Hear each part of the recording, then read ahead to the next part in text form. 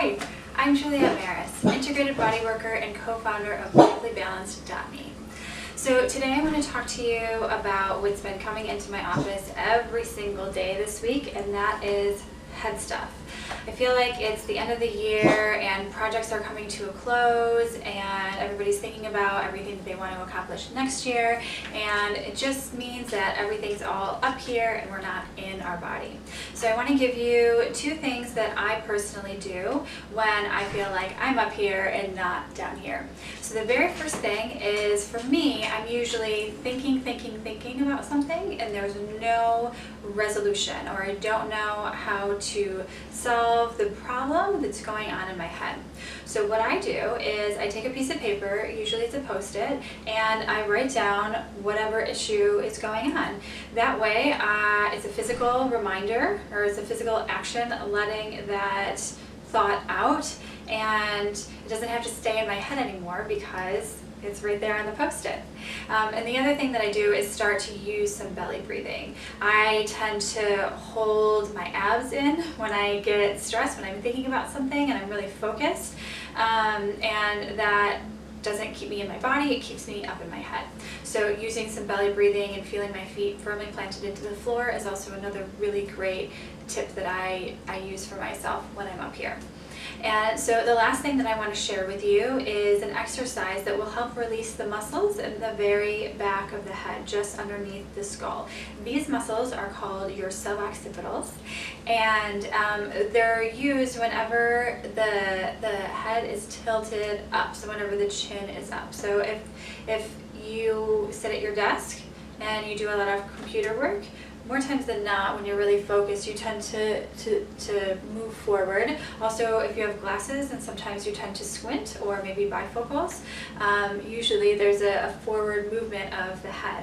And also, if you have a smartphone and you're looking forward to look at it, any number of things can really make these muscles work, and it's really helpful for them to at least have some time to relax, don't you think? So this exercise, I use a 4-inch yoga block. You can also use a 3-inch yoga block, but I wouldn't go any lower. I don't think they make anything smaller than a 3-inch yoga block. But if you don't have a yoga block, what I recommend is stacking a couple of books together and wrapping a towel or a blanket around them to soften just a little bit.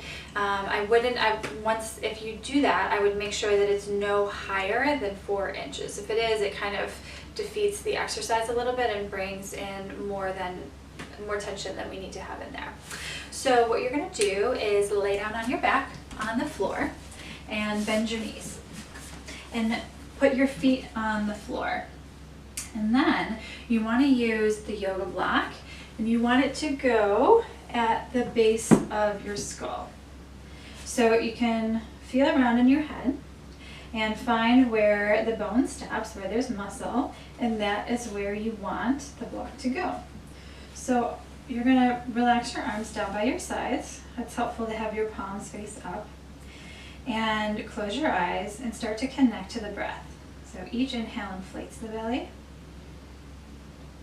and each exhale relaxes the belly.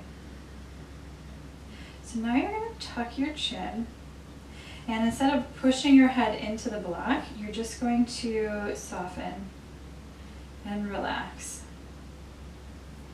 And then you can start to bring your nose toward the right.